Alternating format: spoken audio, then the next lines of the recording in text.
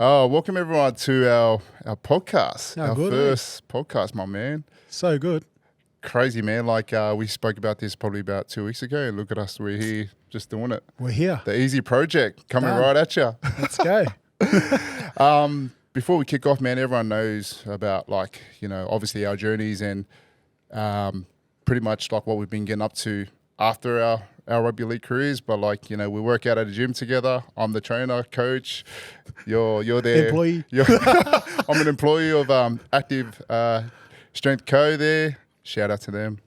Pretty much plugging them now. Great gym. But what is this about, my man?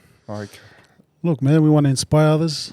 Obviously want to tell our story, but also want to share some knowledge that, obviously these kids are going through from playing professional to the next level.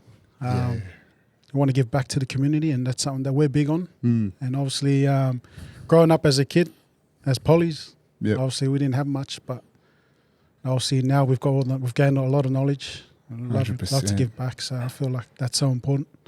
Yeah, no, that's a big one, man. Us as Polynesians, I'm a proud Cook Islander, you're a proud Samoan. We're just out there trying to do what's right, trying to help our communities and that 100%. all at the same time.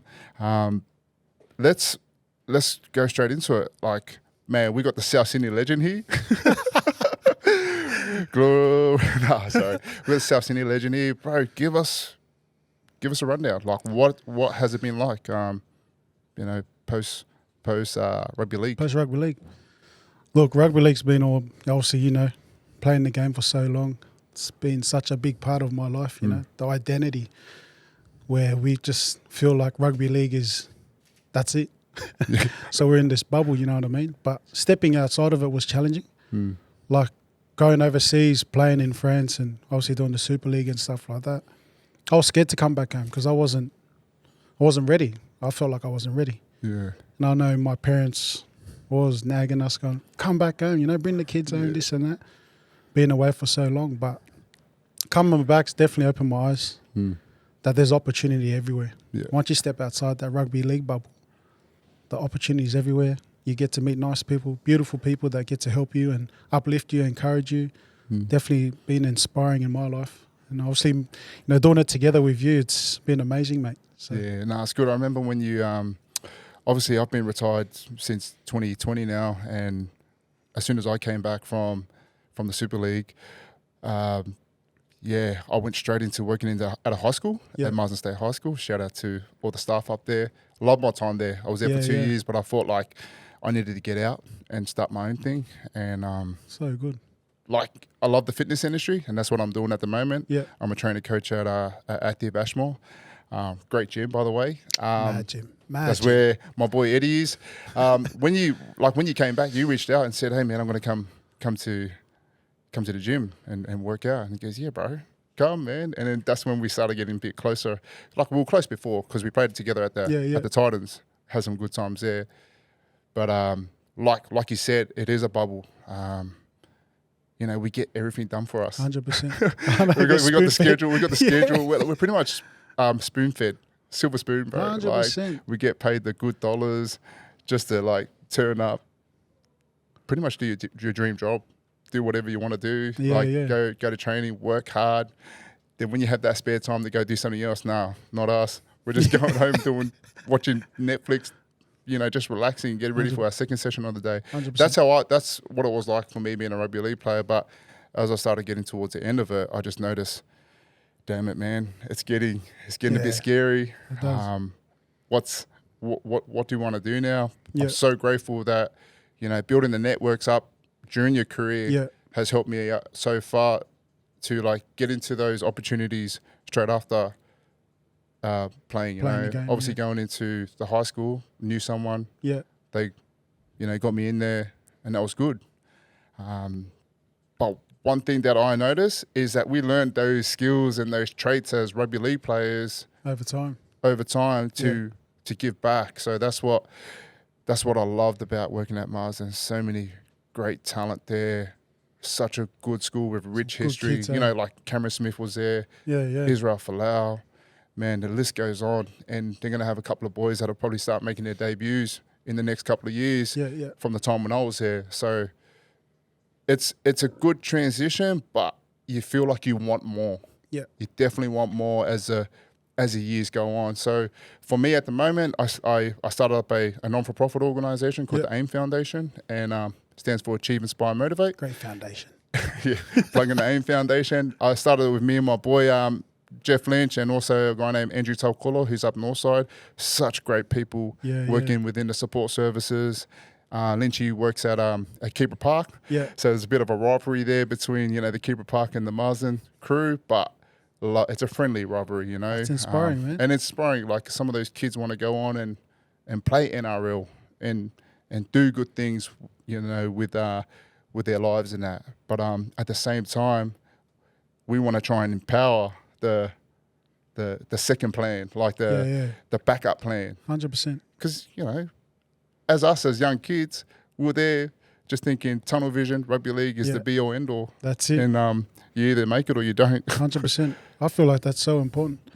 I always know, like, my mum was like, son, make sure you do well in school, this and that, because footy, you might only make it to the 5th year, maybe long-lasting years for 10 years. But in the back of your mind, you're like, I'll be sweet. Yeah. I'll just keep playing. It's all good. But like you said, when you get to that point, when you get to that age 27, 28, you're like, man, you start thinking at the back of your head, what am I going to do? Yeah.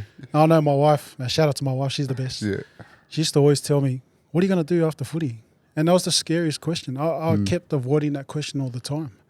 Because at that time, you're just thinking, all I know is rugby league. But that mindset of just all you know is rugby league, it's a sad thing, because it's not.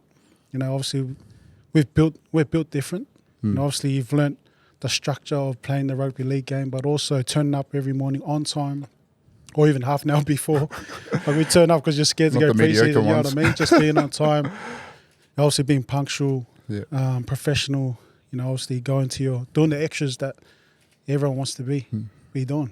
So in terms of that, I've learned so much coming outside the bubble, and just seeing guys like yourselves and other boys that are inspiring at the moment, like your Alex Glenn's, your Jordan Kahus, those boys are doing so well, man. It's 100%. So good to see. And I love that, because there's an opportunity for everyone to do that, especially those that are coming from professional into the real world. That's what people say, the real world. But the real world's good if you find what you love doing. 100%. Like, when you think about, like, the dudes that have inspired us over the last 2 or 3 years, definitely on the top of the list is guys like Isaac John, man. Like, I remember, playing with him in the World Cup. He's the man. It's crazy. Yeah, I know. And like, I remember when he started his journey, bro, like, when we were at the World Cup, all he'd done was read. So good, eh? Like, reading like Alex Ferguson books and all that kind of stuff. Yeah. And it was like, damn, every time I walk in his room, bro, what are you reading?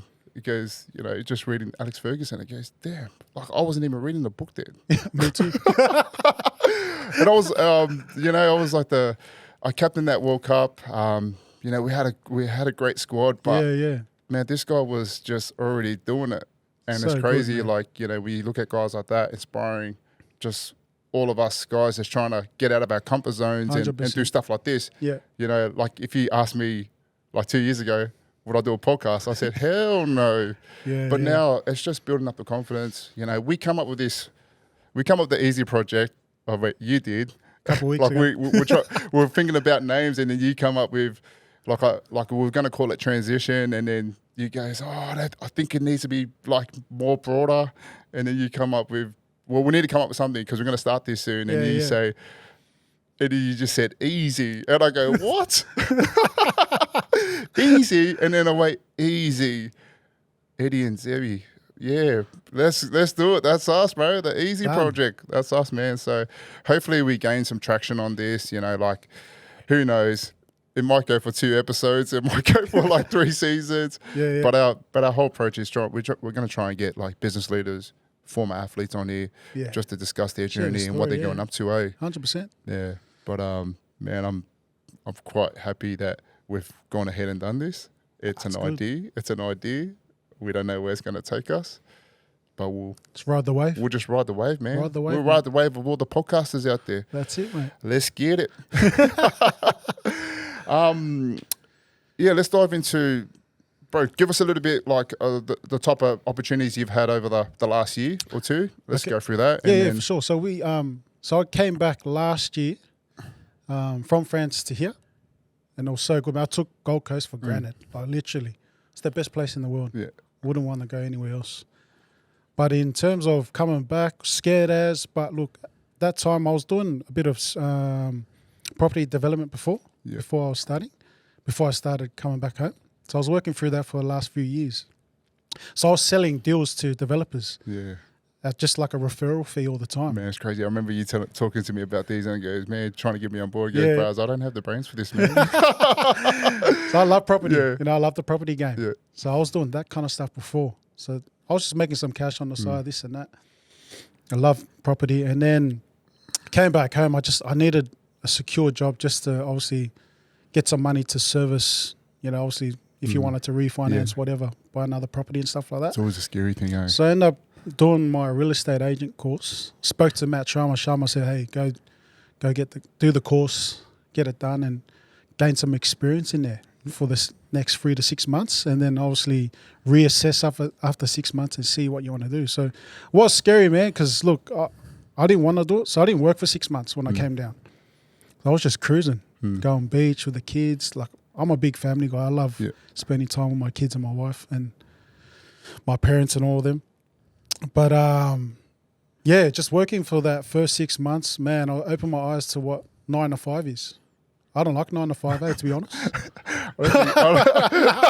I'm not a 9 to 5 guy, I don't mate. think anyone likes a 9 to 5, but hey, sometimes it pays the bills and it needs to be done, bro. You got to do it. Yeah. So, look, it opened my eyes to the opportunities that I can do outside of the real estate game. Yeah. Honestly, Corona's amazing. Yeah. Amazing business, amazing company, beautiful people. Just for me, it wasn't for me. I needed time with my kids and family. Yeah. So time's important for me. Money will always come. I always know that. Yeah. But time is definitely so important for me. So, I stepped out of that job after 6 months. And then I got into self-managing super funds. Yeah, nice. Shout out to Big Mike, the smsflearningcentre. Yeah, it's one of our sponsors. It's one of our sponsors.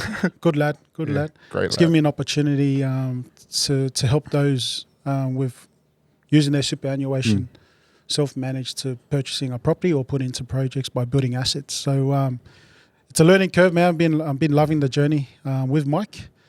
Learning so much, and that's something I'm big in is growing my knowledge, understanding the game, how I can use time. So obviously money will come through, but like just having that time to do my work here and there, but also spend time with my family. So that's a big thing. But reaching out to you has been amazing. Yeah. Obviously you gave me the heads up on what I wanted to do, and you've given me the confidence to go out there and go, hey man, just go do it. You know, like back yourself. 100%. Like we always, like, man, like if there's one person I always talk to, I always bounce ideas off you. I always come to you on that. Man, I do long drives all the time. So what the AIM Foundation is about, we deliver in-school programs and holiday programs as well, and it requires a lot of driving. So, man, there's a lot of talking to you over the phone, other people, you know, Mikey's been another one, even Jeff, like the other director 100%. Of the foundation is that just trying to kill time on the road. It does get pretty tiring what I'm doing, but I love every minute of it. But at the same time, what started the AIM Foundation was I was going from Madrabar up to Marsden every single day for about 2 years, and just thinking. I'm a massive thinker. If people know me out there, I'm a massive thinker, and I think a lot. And and sometimes I have a million ideas. Like most of us rugby league players, I want to start a gym. I want to start this. We just got a million ideas, and we just got to stick to one. If that's a tip that I can give out to anyone that's transitioning at the moment. You're gonna have heaps of ideas. You're gonna have you're gonna want to start up businesses and that, but at the same time, stick to one thing and just try and go through with it and master it. Yeah, 100%. And if it's not for you, it's not for you. Go do something else. But I thought when I was a youth support coordinator at Marsden and trying to get external organisations to come in and deliver programs to our disengaged kids at Marsden, I struggled to find those companies. I struggled to find them, and then that came up with the idea of the AIM Foundation, Achieve, Inspire, Motivate, create create programs to go deliver in schools. So that's what I'm doing at the moment. So I go and deliver the Thrive program. Yeah. So Thrive's an acronym for Talk, Honesty, Respect, Identity, Visualize, and Environment. So I'll do that over an 8-week period. And we have our GREAT project, which is an acronym for gratitude, resilience, empathy, achievements, and teamwork. So that's more catered to the younger cohorts. Oh, man. Just a quick question. Yeah. Obviously, you're doing amazing with these kids. Eh? Yeah. How does it feel? Obviously, getting into the school, obviously delivering the programs that you guys do. How does it feel? Like obviously seeing the kids, Man, listening and it's growing from fulfillment. It's fulfillment. You know, you can tell when they're engaged, when they're always like coming back at you with different things and that. So it's always fulfillment. It's always like knowing that, yeah, we got to mix it up with a bit of like fun activities. Yeah. But a little bit of classroom work. We do give out booklets and that with our programs, but at the same time, we don't want it to make it too boring, because that's the one thing that a kid wants is a PowerPoint. Keep them engaged. Keep them engaged. Not a PowerPoint. Like those PowerPoint presentations, if you're out there trying to get into the, you know, facilitating and all that, just try not to do the PowerPoint presentations, because that's sometimes you lose a kid. Is that what's pushing you at this time? Like obviously delivering your programs, like drive. Obviously, you're doing the drives, you're doing the big drives and stuff like that. But it must be motivating you to take it to that next level every day. Yeah, it is. Like I feel like I feel like we are getting a bit of traction, but we're only very at the early stages. We've only been doing it for 2 years. Yeah. Like we're in our 3rd year now. We're a non-for-profit, okay? So it requires a lot of funding. We try and go for government grants and all that kind of stuff. We're doing fundraising events at the moment we've got one at the moment through the Active Strength Co Gyms. Shout out to Active. Yeah, shout out to Active for helping us out there, using their facilities. Yeah. But also got a charity golf day coming up soon. So we've got all that stuff in the pipelines, but we have to do it to raise money, to raise funds for us to go out and deliver our programs in schools.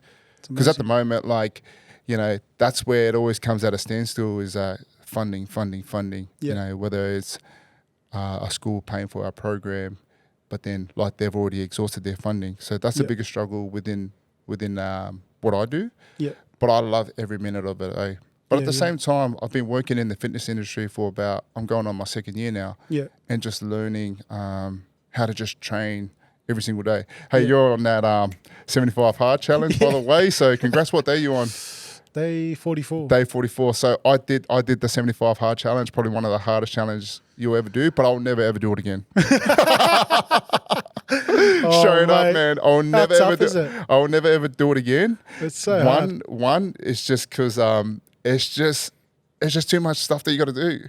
Like, you know, getting up every morning, taking that photo, then drinking all the water. Wow. The one thing I probably got out of it is training every single day. Yep. I love it. If I go 2 days without training, it'll like I get anxious. I get stressed. I guess, damn, I haven't trained. I need to train. Oh, no. And then everything goes out to, you know, shout out to my wife that cops it all and the kids at home. I need to train. I've got my own home gym at home too, so there's no excuses. Got to get out there and chase it every day. And I love inspiring people to chase their goals at the gym as well. We've got a mad crew at Ashmore. You're a good hype man. Yeah. You're a good hype man in the gym, man. We need the good music too, bro? That's it, bro. The good mixtapes, SoundCloud. If anyone's got any good tunes, man, put them in the comments, please. But just back to like, you know, how I first started. It was similar to you when like with the transition. Yeah. I came back and I was like pretty much playing golf like 3 times a week at Farm Meadows. Look at this guy. I was just laxing out playing golf, loving every minute of it. And then it got to the point where I was like, damn, I'm getting bored now. I think I might need a job. Like, because, you know, for us, I like to think that we're pretty smart with what we've done during our career and how we set ourselves up for retirement. Yeah. But the funds don't last long, man. They don't last long. Especially when you got kids, eh? And 100%. And I found myself like when I came back, reestablishing myself. So I had 2 stints in the Super League. So I went over, I remember. Played in France, loved every minute of it. But came back and played at the Titans where I met you. Yeah. But I played against you in the Super League. Played for Wigan, bloody Wigan Dogs. Back then. Eddie's shooting now from 3 in. But when we came back, and holy man, I saved up a lot of money from my French contract, and we came back, and all the money just pretty much went on furniture. Australia's expensive. Australia's expensive. You know the wifey gets the mad interior need it, designs, you and need then it. like making the house look really nice with all the expensive furniture. Just go to Fantastic Furniture down the road. Go to IKEA. Go to IKEA, get the cheap furniture. But nah, not us. We spend it on some really nice furniture. So then the second time I went back, and had 1 year at the Titans, went back to St. Helens, and then I said to the missus, we're not buying no more furniture when we come back. I said, we're putting it all up in storage. So we put our furniture up in storage for about 4 years. And that's probably the best thing we've done. When we came back, it saved us a lot of costs. So when I came back, I just started playing like golf for a long time, probably about 3 months regularly, probably 2 times a week. And then one of the boys reached out to me, Matt Hardigan, shout out to you, bro. He reached out to me and asked me if I wanted to do youth support at Marsden. And I go, youth support? What?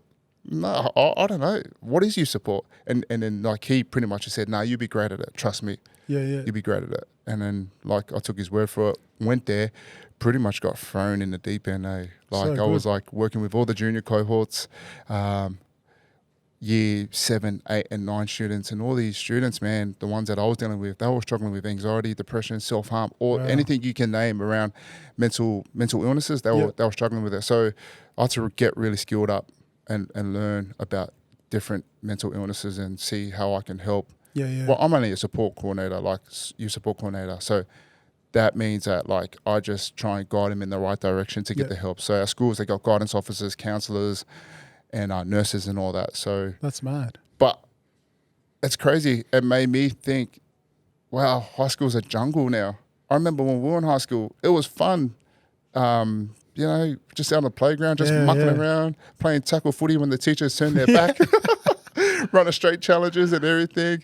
And it used to get real competitive. But now, like, people, like, they just sit down on their phones. I'm so glad. Shout out to the Queensland Premier for bringing that rule in, the no phone policy in schools. 100%. Man, I think Screens, we're all attached. Yeah. Like, don't get me wrong, we need our mobile phones and we're all attached. Yeah. But it's not a good thing for the youth. But I understand that they need to be safe, and you need to give them a mobile phone as soon as they get into high school so they can call you if anything's going wrong in that. Yeah. But that's the only way I'll probably give my kids a phone, if just to call me. That's it. Give them a Nokia. give them a 3210. Remember the 3210, the 51? Good old Snake. Yeah, Snake. I was the best at that. What was my high score? Like 2,000 something. Is that it? I think 2,000 something dots. But I just went forever. I remember I broke the record. No, you never broke the record. Yeah, man. So the journey's been good, eh? Yeah, it has. It has. But I felt like my passion to just try and inspire and mentor was just growing and growing as the years went on at Marsden. And That's I thought, okay, sweet.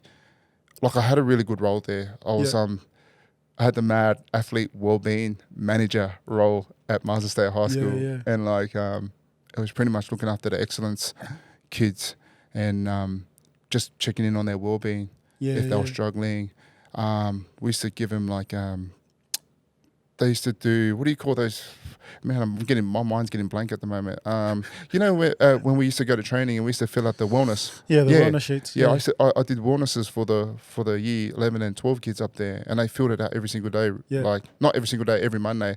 And most of them, not if some of them were really struggling. So that gives me the green light to go and just have that conversation with them. And sometimes that conversation just helps. 100%. Like sometimes you just go have the conversation. Hey, what's up? Tell me about it. What's wrong? Yeah. And then like they tell you about their struggles, what's going on at home, and how the sport that they love is pressuring them to succeed. 100%. And it's crazy. We've got like young 16-year-olds and that feeling that pressures from their families. It's crazy, especially up at Marsden. So it was a bit of a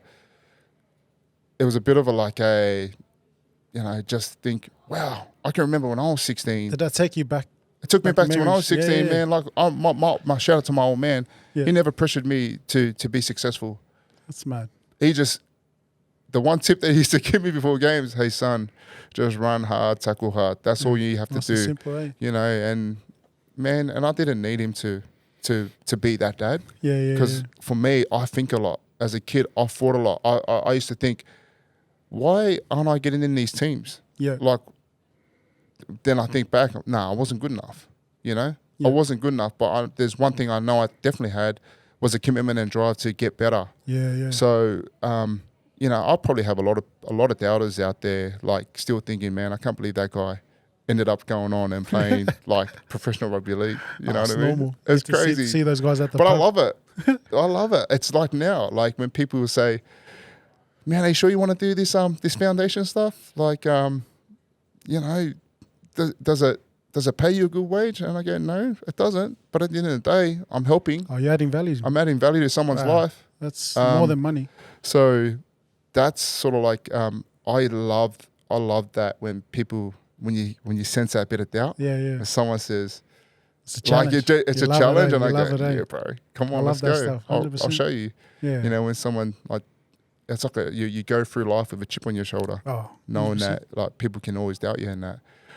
But that's why like you know, when I told the wifey that I was leaving Mars and had a really good paying job role, I said, hey, I don't know if I can keep doing this. They see Like, yourself thriving there. Yeah. I want to go do something else. Next level. So, you know, got the green light. I love that stuff. I love that stuff. Always got to get the green light from the wifey. You have to. Shout out. You Shout have out to the to. wifey. Always got to get the green light to make sure that it's the right move. And then, but then you still feel the pressures now and then. Hey, man, where's your next gig? Where's your next job? And I go, don't worry. I got it. I got us. It's coming. But that's how it is at the moment. Just living, you know, life as a what do you call it? A soul trader, going out there. Entrepreneur, mate. Yeah, entrepreneur, giving out invoices, hit left, right, and center. That's good though. Just waiting for someone to get paid. The thing I love about that is you're backing yourself. You know what I mean? Not many people do that. You can sit in your comfort zone, stay at Marsden, get paid whatever good paying job. Whereas you want to live a life where you're like, let's take it to the next level. I want to go this next level. If I don't make it sweet, I can always go back to that. Yeah.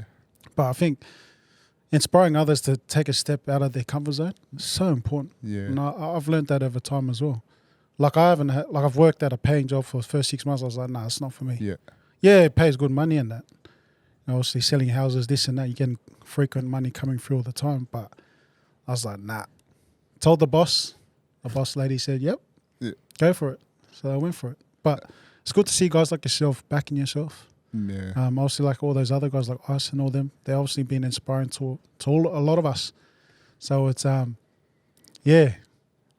I feel like when you look around, you know, social media is massive at the moment. You see on Instagram, you see people coming back and just at the start of that transition, like we're just a DM away. You know, it's like I feel like the rugby league community is a good community, but at the same time, sometimes like you need to meet other people. Yeah. You gotta expand your, you know, like we're circle. so stuck in this circle of just, you know, like, or you build up all these mad teammates over the years and you think, yeah, these are my mates. I'm gonna go back to them. I'm gonna go, like, you know, reach out to them and see if they can help me with jobs and that. But at the same time, I think you have to go out. You got to go out and do the networking yourself. You got to go 100%. create your own dreams now. You know, don't rely on anyone else but yourself to do it. Yeah. So 100%. that's the same as like me. I've got that mentality now where I know no one else is going to do it for me. I've got to do it for myself. Yeah. So, you know, I'm hours on end just on the computer trying to send out emails to try and get into schools and do this and that. And it's just like, man, something's got to give, you know. But I love the journey. So you've got to realize what you want in life, and you have to go just chase it hard. 100%. Yeah. That's for everyone. Yeah. That's what I'm trying to teach my kids as well. Like it's implying, you know, those little seeds for our kids to grow and understand, man, dad's doing this and this and that, backing himself and that. Yeah. I feel like that's so important. But I love it. I love that you back yourself. I love that we've backed ourselves to come here and have a chat on this. Oh, bro. I was nervous as when you said, bro, we'll start a podcast. I was like, babe, we're starting a podcast. She goes, do you even know what you're doing? I was like, oh, yeah. Nah, it would be sweet. But really, so funny, eh? Like we get bros, let's start a podcast. And then like that's how the conversation started with you. And he goes, hey, like your reaction. Yeah. Goes, yeah, let's start a podcast. Let's get out and try and, find the mad business leaders around the Gold Coast, get them to come on, get past athletes, 100%. Even athletes that are doing like really well at the moment and killing it. Like we know a lot of them. We know a lot of them on the Gold Coast. So it's good to like give them a platform to come on here and chat. But at the same time, it's like we spoke about it. We don't want to go too deep, but we also want this to be empowering as a self-development tool. Because I know there's players or people out there that are struggling at this time that probably won't take that step. But if we can be the voice, the bridge for these people, bruh, we're adding value there. If we can help one person, game over, bruh. 100%.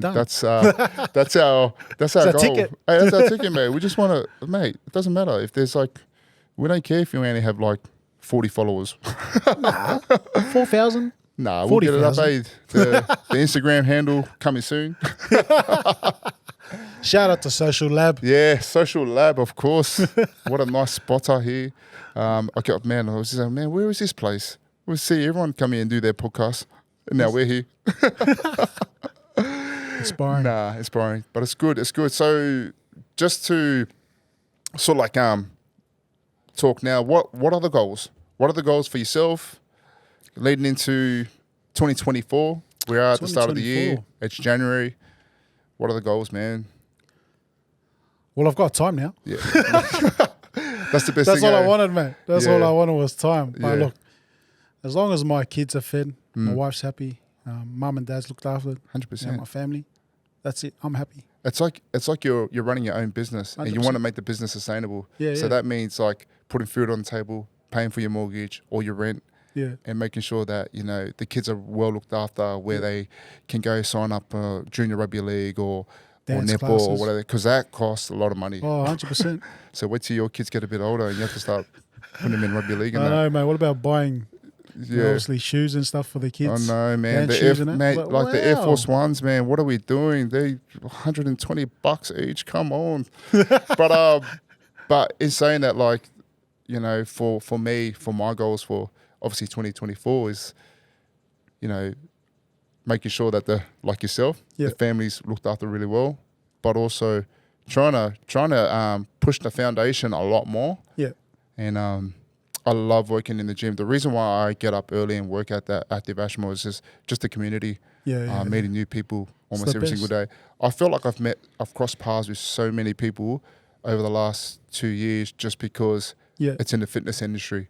I feel like everyone knows each other. That's your place. And it's good. And I love it. I love trying to be the hype man. I come in the morning and put on that mad facade and get the NO going, but at the same time I go, man, I'm crashing at 9 o'clock. Gotta keep that NO all the way through the day, mate. Got to drive up to Brizzy and deliver programs and all that kind of stuff. So it's good. But I love their journey, and I love the fact that, who knows, like in 5 years' time, we could probably be one of the leading, non-government, not-for-profit organisations in Southeast Queensland. You 100% believe that. Or, you got to put it out there. You got to put it out there and believe it. So good. So good, man. So good. What's a key message? Key message? Key message to, what's your key message? My key message? I've got heaps of key messages, but we'll keep one at a episode. Yeah. One for me is for you to be at the best of whatever you want to be at. Yeah. Everyone talks about that 1%. Yeah. But do the stuff that people are not doing.